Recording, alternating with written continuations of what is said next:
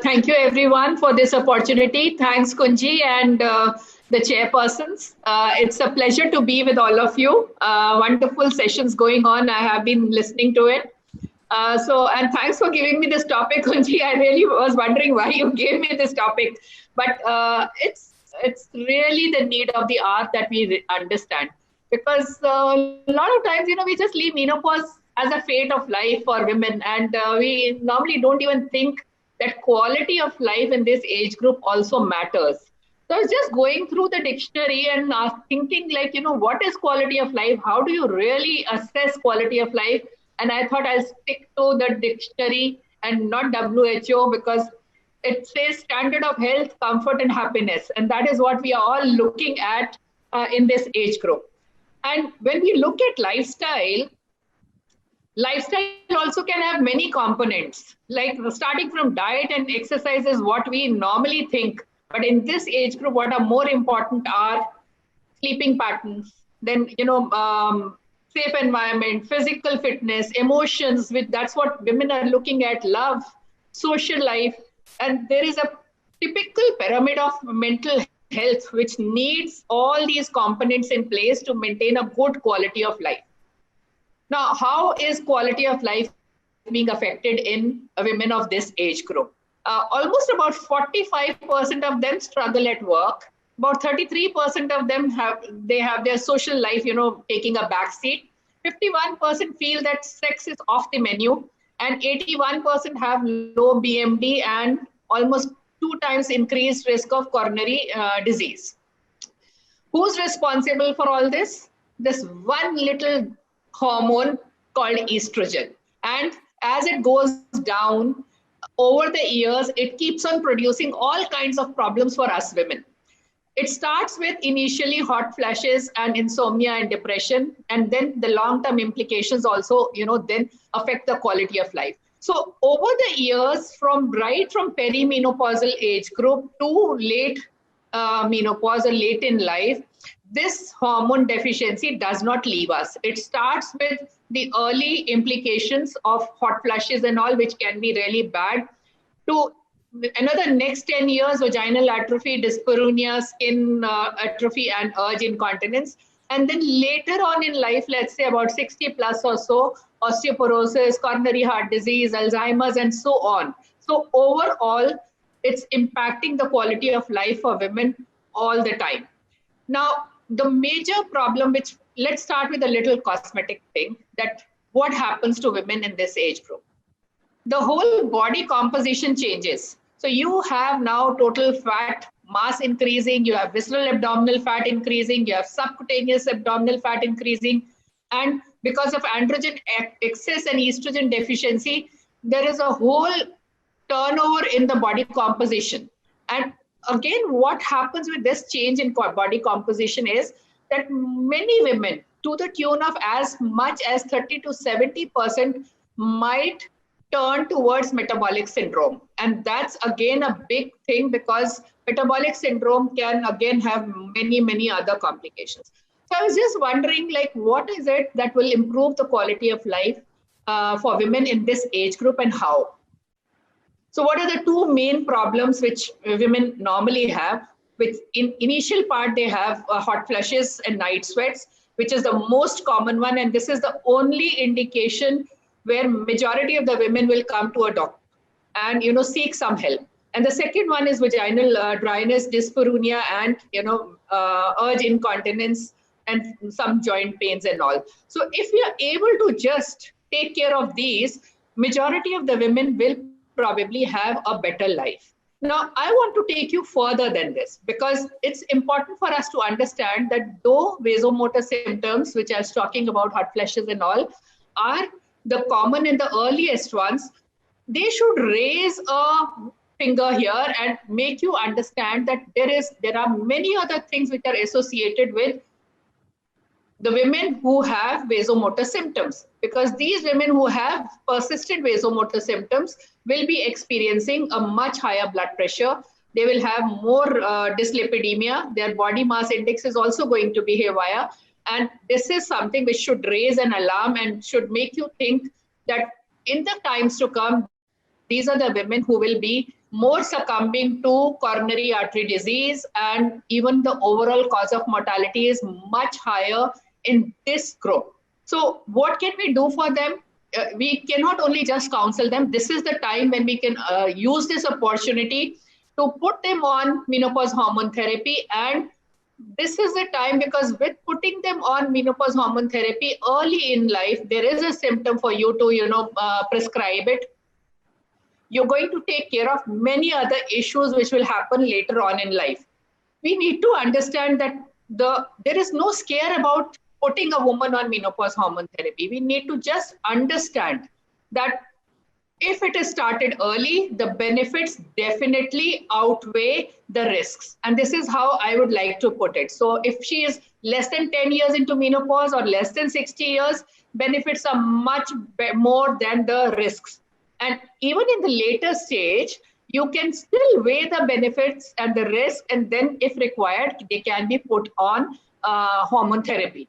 So if within 10 years of menopause, low risk of CVD, MHT or menopause hormone therapy is very safe. Even with moderate risk of cardiovascular disease, transdermal MHT is something which could be thought about. And yes, definitely, if she's high risk, avoid. Now, I'm just taking them one by one. Next very important feature is, now these women who have vasomotor symptoms, they are more likely to have insulin resistance and type 2 diabetes mellitus. Now, again, it is going to raise an alarm. And what will happen is, much depends on when they had menopause. Whether it's premature or early menopause, the risk of diabetes, pre-diabetes and metabolic syndrome is going to be much higher, almost 37% higher. What can we do? Again, here is a place and a definite indication of putting a woman on menopause hormone therapy, because what will happen if we put her early in stage, that we are going to decrease the abdominal fat deposition, we are going to increase the lipid oxidation, and we are going to enhance the energy expenditure, and they are all going to ultimately help in reducing the diabetes, type 2 diabetes mellitus, and also the metabolic syndrome. So if you're looking here, that the chances of the incidence of diabetes with MHT are definitely going to be reduced. But again, you need to understand that there are two things which we have to understand. That is the time since menopause and the age.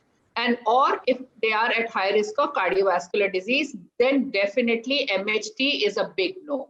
And otherwise, if there is moderate CVD or low risk, they can be easily put on. Now we move further, and we know that even in the age group of 23 to 50, this is an Indian study, almost about 19% of the women are osteoporotic, and about 81% of the females this is an Indian study, which have osteopenia. Now, why am I putting this here? Because we follow the Western data. Now, all these women who are osteopenic, they are going to become osteoporotic as soon as they go into menopause, and then the risks of fractures and other things are going to be much more, because we understand that there is almost 20% increase in bone loss after menopause happens, and that's a very major thing. Now, if menopause happens earlier, or premature menopause, what we say, less than 40 years or 45 years, then you just look at these figures, because almost 50% of these women will suffer from osteoporosis and will suffer a fracture anytime during their life. And once who will have a fracture, almost 50% of them will not come back to their normal lifestyle, and almost 1 in 5 will succumb to that fracture. Now, that's a huge number which we have to take care of. So what can we really suggest to them? Lifestyle is something which is very important. It is part and parcel of everything we may do with the hormone therapy. And what is important here is that lifestyle, as I started with, has many components also. Exercise, especially resistance exercises, are the ones which we should be looking at. Then balanced diet, adequate sunshine, because vitamin D is very important. I will come to that. Preventing obesity, and also limiting the consumption of alcohol, and all those things will definitely improve the benefits in this age group. Now, very important role is played in this age group with by vitamin D, because vitamin D3 is a very important requirement, and it's not only for calcium uptake, it is also, it has many other benefits which we need to understand. So that's why if you're supplementing calcium, please understand that you need to supplement calcium, which is also having an additional D3 in the composition. And along with this, what is important is that MHT is definitely recommended in patients who have osteopenia or very low mass index and have a history of a fragility fracture. Or so these are the ones where you would add MHT to what you're going to do along with let's say lifestyle modification. So all these areas where the T-score is minus 2.5 or lower spine, in the lower spine, femoral neck or the radius, and again, if there is a probability of hip fracture in these patients, then these are the patients good for putting them on MHT early in life.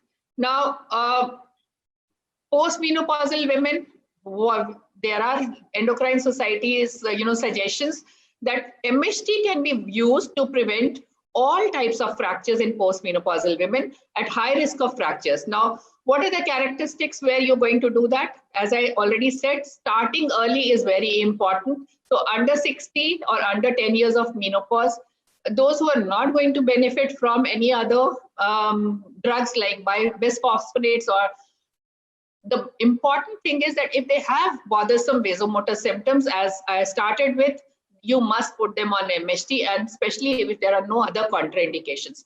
Now we talk about window of opportunity. What is this window of opportunity? We never understood, because every time when we read the guidelines, they say no MHT for prevention. Now, can we understand here that if somebody has, let's say, one symptom, and if you put a patient on MHT, you're preventing them from many other problems in later life, and that is something, that is the window of opportunity which we must utilize. Let's come to the other aspects which are lesser touched, psychosocial aspects of menopause. Depression. There is a new term which has been coined today, which is called as menopause distress, because women always are feeling tense and nervous in this period. They might be depressed, they might be irritable, and that is what we normally say, that itchy bitchy of menopause. And most of the times the emotional response is also, very perturbed. So we must really look at them in a very different, with a very different angle. Similarly, about 20% of the women in this age group are actually depressed. And the strongest predictor of a depressed mood is a prior history. Now, most of these women will have a history of a premenstrual syndrome.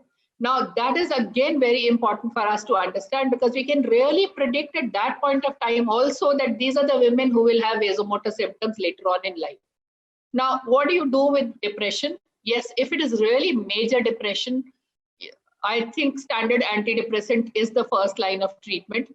But mild depression can very easily be tackled with hormone therapy, and also depressive or disorders. You could try short-term estrogen therapy and see if there is any remission. Another very untouched area which affects the quality of life of almost about 68 to 86% of the couples, and that's sexual dysfunctions. And not many people actually come to the doctor for this, and it is very easily treatable, because vaginal atrophy leading to this dyspareunia and then disturbing sexual life can very easily be treated with local application of estrogel or something, and that I think deserves our attention. How many people really understand, when couples are there and the wife is not sleeping, she's fidgeting around, she's getting up in the night, she's going and eating something, she's switching the TV on, insomnia and obstructive sleep apnea and restless leg syndrome, they're all very common again in this period. And I think these are all the ones also we should be looking at and paying attention to, and women should seek advice for this. Now, next, apart from osteoporosis, I feel that sarcopenia is something like so many times We always say that how you're getting up from the table without, holding the chair. If you're getting up nicely, that means your muscles are still working well. Otherwise, that you haven't really taken care of yourself, especially in this age group, because sarcopenia sets in and the muscle mass loses. So though the causes can be multifactorial, but menopause is one of the major. And we need to understand that there's a very big interaction between muscle and bone. Now, there are a lot of things when you're exercising and when you're looking at, improving the muscle mass, you're actually improving the bone health also. I don't have time, it's only 15 minutes so to go into the details, but if you can see here, this osteoglycin is produced by the myoblasts when you're exercising, and this induces the osteoblastic activity and mineralization of the bones, and that actually keeps women who are erect and who are working out well and keeps them straight. So there are huge signals of linkage between muscle and bone, especially which we need to understand and work on. Now, how do you really work on these? Because if you see here, because of these 6 hormone deficiencies, the muscle and the bone both reduce. There is sarcopenia and there's osteoporosis. So what do? You improve your diet with calcium and vitamin D, and plus along with that, if we do some resistance exercises and intake of dietary proteins along with all the supplementations and lifestyle changes is done, it definitely takes care of a lot of things. Let's come to healthy lifestyle. As I said, there are many components of healthy lifestyle, and let's see if they have any impact on the quality of life in this age group. Exercise, we all know, it improves the cardiovascular profile. It improves, the body mass index, and, it takes care of our cardiovascular risks and maybe diabetes and so on, many things. But these benefits, do they really translate into quality of life? There are many studies which are going on right now. Let's first understand, if you're comparing, exercise in controls and in the women who are doing exercise, we see that yes, they do benefit, the ones who are exercising at least 45 minutes a times weekly for 6 months, definitely benefit in body mass index, fat mass, and also the body weight. And plus their oxygen taking capacity is also definitely improved, and their chances of having metabolic syndrome are going to be much lower. But when you are really looking at now the effectiveness, we understand that yes, BMD and all those are preserved in women who exercise at least, let's say, low to moderate intensity. High intensity is not required. But does physical exercise improve the sexual function? And if it does, what kind of exercise actually improves the sexual function? If you're looking here, this is an RCT of 11 prospective studies which was carried out, and this is a very recent one which has come up. Physical exercise program has actually no effect, no clear effect on the sexual function. If you're looking at aerobic training, inconsistent results. If you're looking at resistance training, they fail to produce any improvement as far as the sexual function and quality of life, related quality of life is concerned, no effect. But if you look at pelvic floor muscle exercises, these seem to be the most beneficial for sexual function. They also are definitely beneficial for mind and body discipline to improve, and there is an improvement in the quality of sexual life. So what exercises to be done is also, it's a huge science. I can't go in detail, but it's a really huge science which actually looks into what kind of exercise and or what kind of supplementation are going to help, because the whole metabolism of women in this age group is totally altered. So here we have exercise of low and moderate intensity actually also reduce the depressive symptoms in midlife and older women. So they have definite benefits. Now, overall quality of life. Now, this is what we call as health-related quality of life. Now, does exercise training really improve the overall quality of life? Now, this is again a very latest study which says that they followed women till about 12 weeks of exercise, and they said though the other parameters improved as the cardiorespiratory fitness and anthropometric measures, but the health related quality of life indicators did not really improve significantly. So that means that there is more to it than only exercise. And that is something which we need to understand. Now, let's just touch upon Alzheimer's, and because we had previously a lot of studies saying that estrogen deficiency does lead to Alzheimer's, but replacement may not bring back, the benefits. Now, this is again the latest study which has come up, and it says that estrogen replacement therapy might actually improve Parkinson's and Alzheimer's disease. And that is something which we should now be looking at and doing some more research. Lastly, weight is the biggest problem. Almost about more than 50% of women in this age group are obese. How will they reduce weight, or what is it that is going to benefit them? The problem is that the normal things which we do for weight reduction, like diet and exercise, normally do not help majority of the women in these age group, because the metabolism of the whole lipid and adipose tissue is absolutely altered. So we need to understand that the things which we do normally are not going to help. Diet is something which is coming up in a big way. So people have been trying all kinds of diet. Does intermittent diet or keto diet or alternate fasting help? Here are these latest studies which say they might help, but they don't really help as much as we had actually expected. Now, lastly, some beneficial foods which may help in having a better quality of life in menopause, and I would just name them. Vitamin D is one of them. So calcium, vitamin D, and insulin and isoflavones. These are the ones which have definitely been reported to have a positive effect on the quality of life. And resveratrol is coming up in a big way. Again, it is something which might help dryness of vagina, heart discomfort, and sexual problems. Omega-3 fatty acids are known to help, and we need to avoid the omega-6 because they are the ones which are pro-inflammatory and increase the cardiometabolic risk. Then exogenous antioxidants. Now here is a role where a lot of debate is happening on whether we should turn vegan or vegetarian diet, because most of these antioxidants are present in these vegetarian diet, and this is something which might help.